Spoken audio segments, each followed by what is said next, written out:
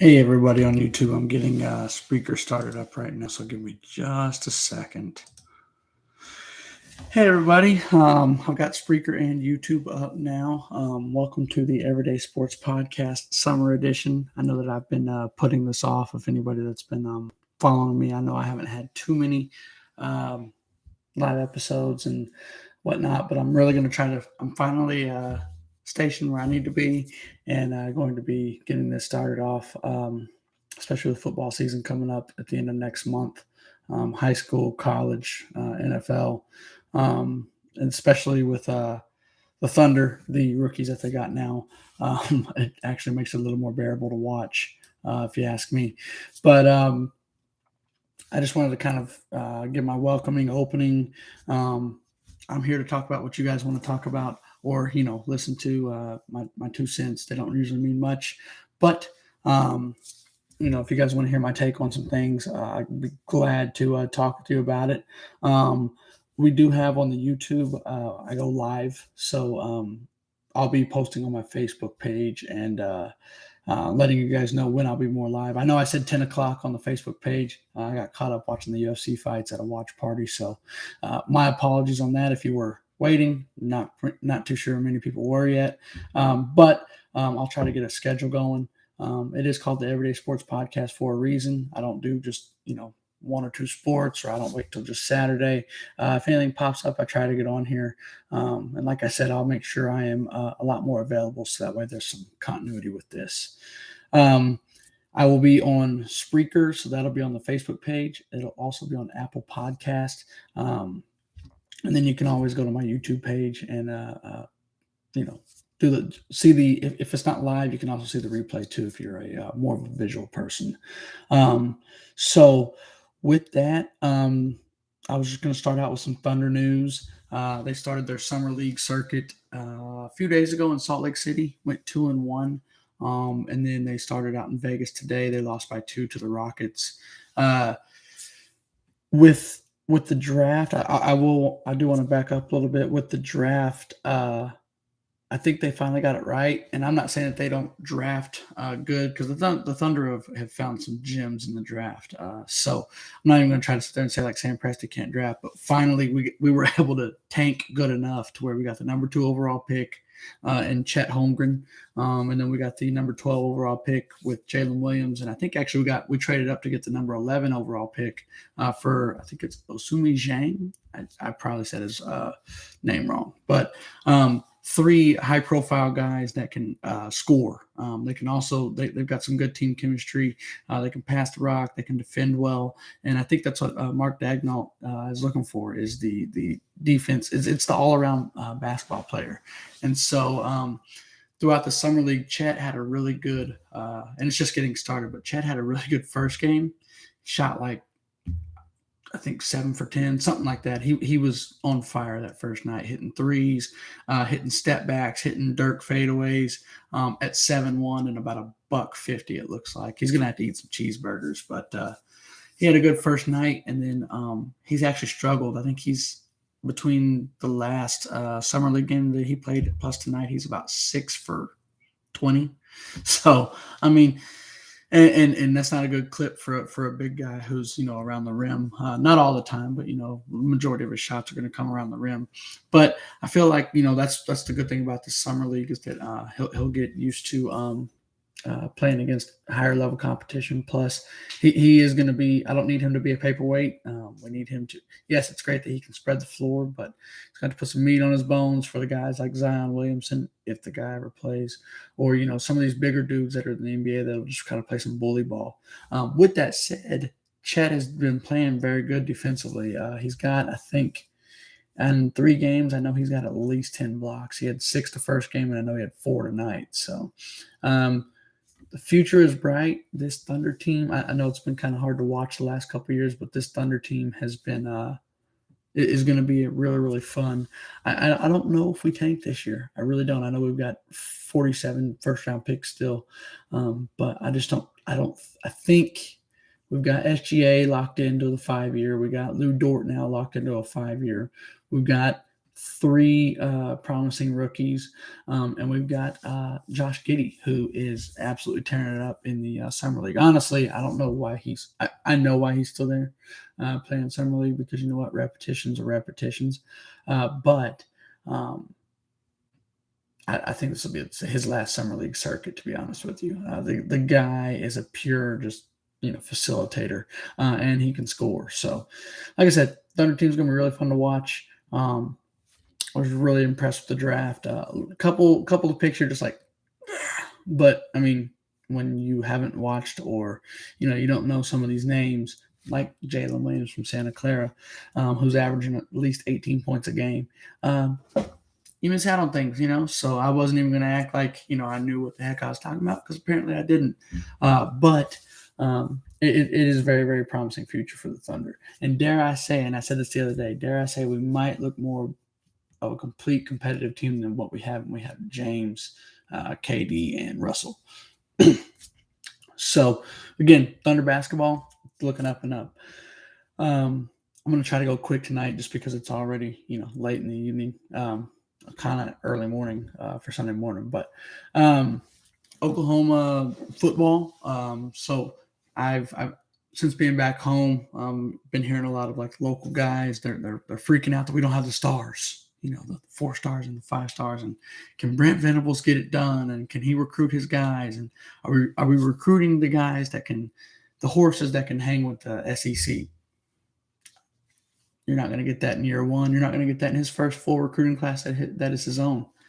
In my opinion, I mean, the guy went from on the job for 2 months, and he hauled in a number 8 recruiting class, and that's with everybody leaving too. That left with Lincoln. So, and I know that a lot of those guys were already committed, but I mean, he lost out on Brandon Ennis, DeAndre Moore, Trayon Webb. There were guys that were supposed to be here this upcoming year, plus the next year in 23, that we didn't get the opportunity to have because Lincoln, left us high and dry.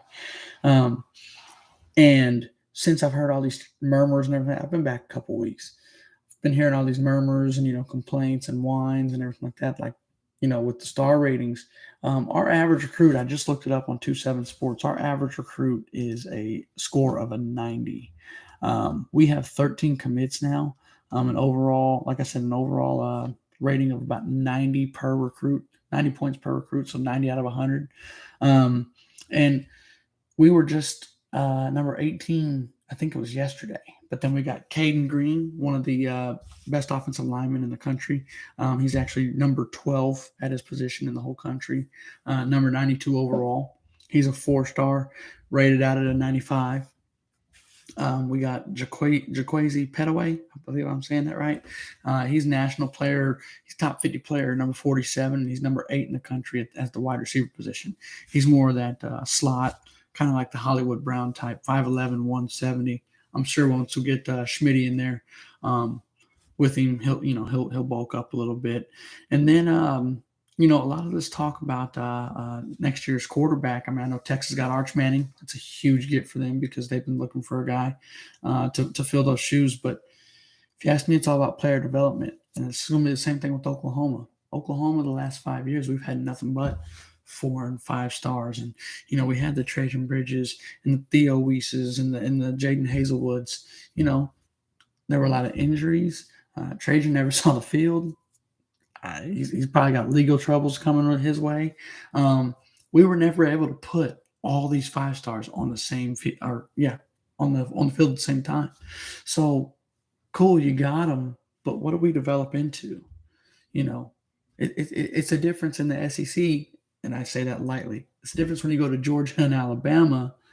They get those 5 stars, they develop them, and then the whole side of the ball is getting drafted. Same thing happened with LSU in 2019. They had 17 players from those starting 22 get drafted. The long snapper got drafted, Georgia, I think it was 11 or 7 or 8. I can't remember how many players it was, but it was an ungodly amount on the defensive side of the ball that got drafted just from Georgia. In Alabama, year in, year out, they're always in the championship, and it's because of player development. It's because the coach actually gives a crap. I don't know if Lincoln Riley's player development was there. He was able to bring in the horses, but it was like they were getting hurt, Benny Wiley, and they were getting that we just weren't getting it done.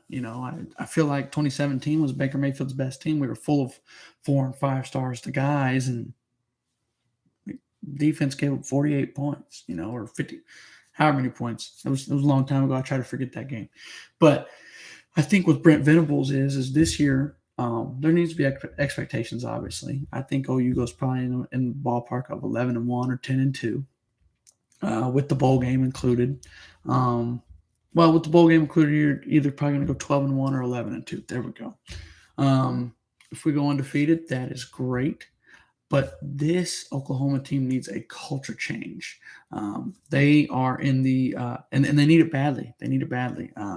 Bob had it. It kind of started fading away a little bit with this new generation and whatnot. But Brent's going to have to he's going to have to come in and harness that same Bob mentality, but speed it up to 2022 times and beyond.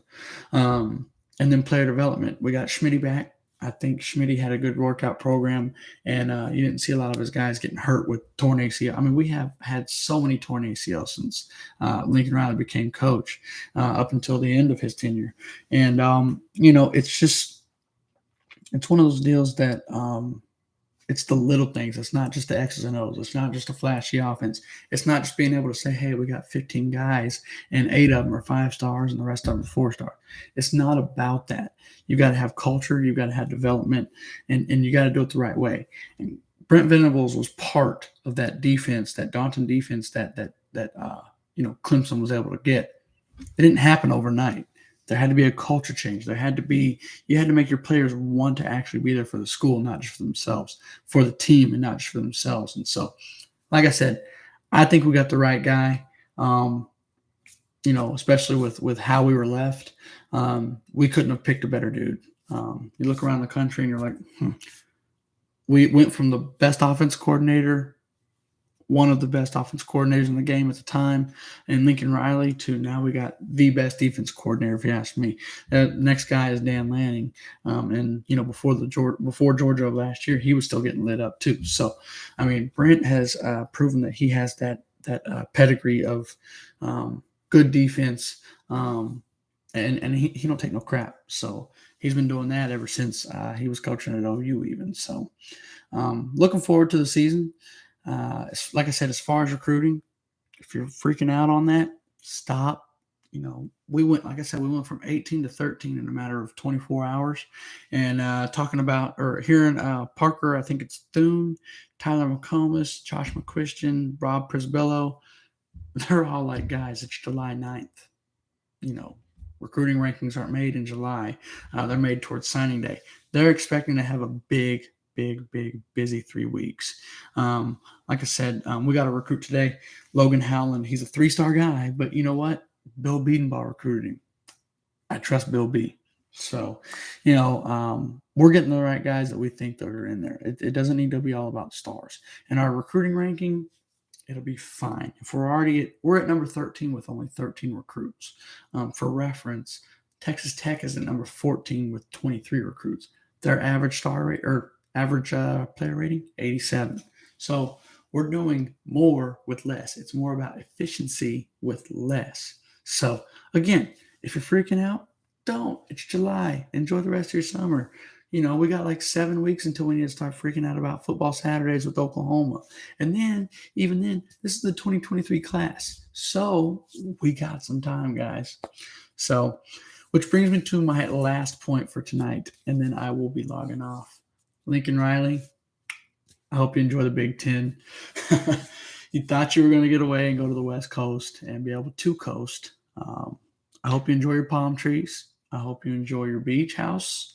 It's all well and good. I am okay with it being a business decision, but when you try to tear down, for me personally, a school that I absolutely love, from the inside out, and then want to tell us that the rosters weren't very good.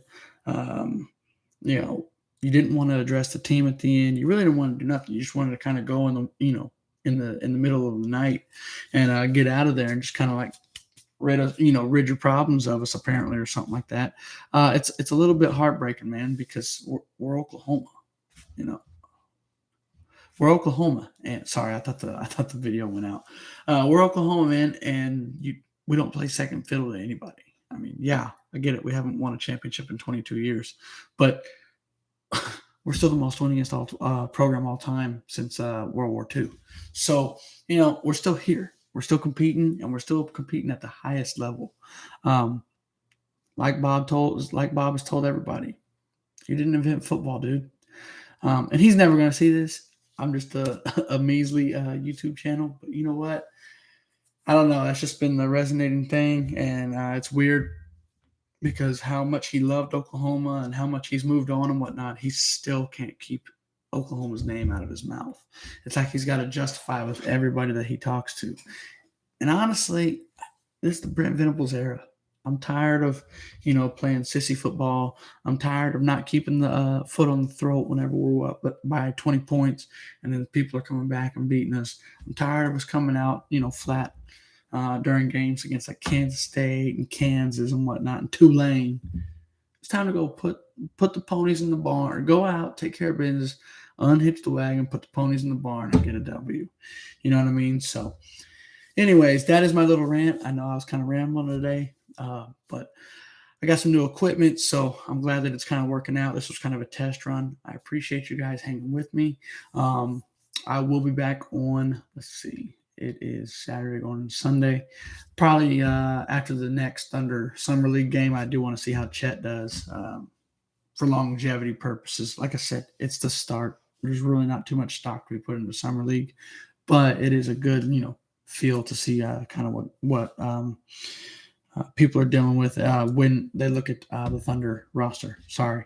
So they play Monday night. I can't exactly remember the time. I'll probably post it on Facebook just so everybody has a reminder. But anyways, I hope everybody has a good night and a good rest of your weekend. And thank you for tuning in.